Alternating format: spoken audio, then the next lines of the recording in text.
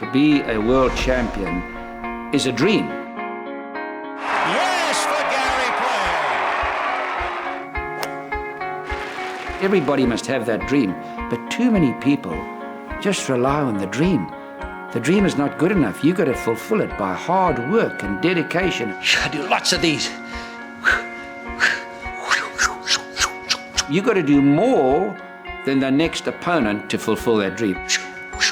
I like to do things with speed because we need speed when we play.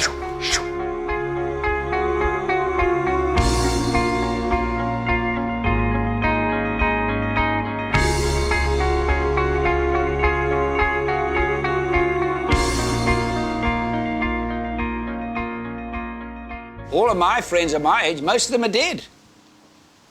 And here I'm at this age, nearly 78, I'm warming up, man. My life is a miracle. Small in stature, from a small country, to win the Grand Slams of golf and 165 tournaments, and to meet the people I've met, from presidents of the United States to emirs in the Middle East, and to have traveled to the extent that I've had, and the education that I've received, it exceeds anything you can ever get from a Harvard or a Princeton. My goodness me, it's a miracle.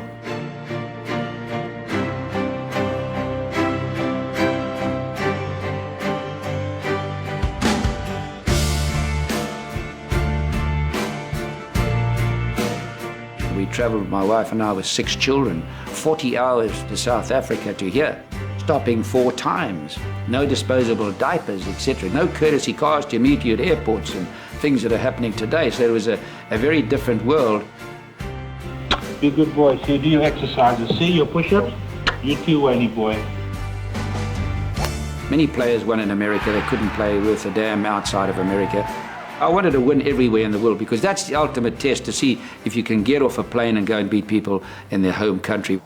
Gary, a versatile golfer, has won tournaments all over the world under all sorts of conditions. I've probably traveled more miles than any human being that's ever lived. The things that I've learned is to have respect for people's opinions, their religions, their cultures, their ideas, their education, their food, whatever it may be. I believe this was a gift. It was a loan. It was a loan from God.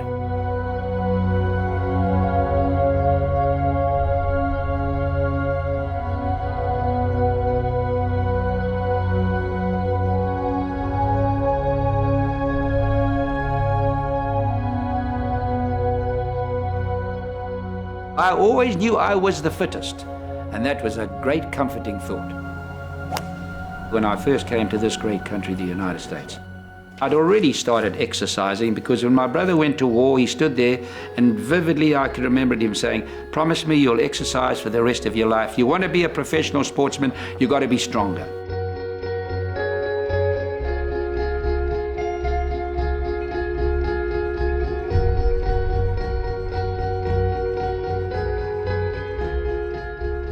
When I stood on the tee with Arnold and Jack, I can honestly say that I really believed I was strong as they were. I honestly believed I was going to beat them. I never believed they were going to beat me.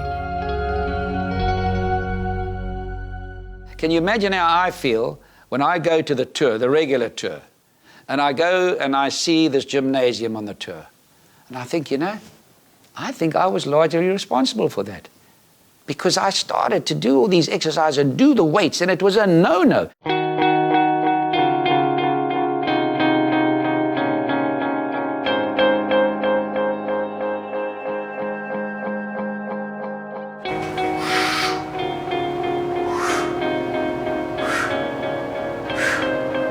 I'm doing a toe raise with my feet. I do a lot of these. I do hundreds of these. Hundreds of those. It's a complete round. Got to learn to create spring in your step. And I just do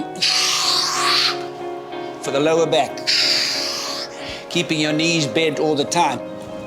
Getting the message through to young people. Get off this obesity kick. This is going to kill this country. Obesity is responsible for more deaths than all the wars of the world put together. And yet it's not taught in the schools. How are you doing? Fine. I'm so happy to meet you, and you speak so nicely. Come and sit down somewhere. Your body is a holy temple. The most precious thing you have is your health. If you don't have your health, you have nothing. Look at Tiger Woods when he walks on that fairway, what he looks like. Look at Rory McIlroy, what he looks like. You've got to teach yourself to be in great shape. I'm nearly 80. That's like a plank. And this is what I'm dedicating my life to a large degree. Young people must get fit.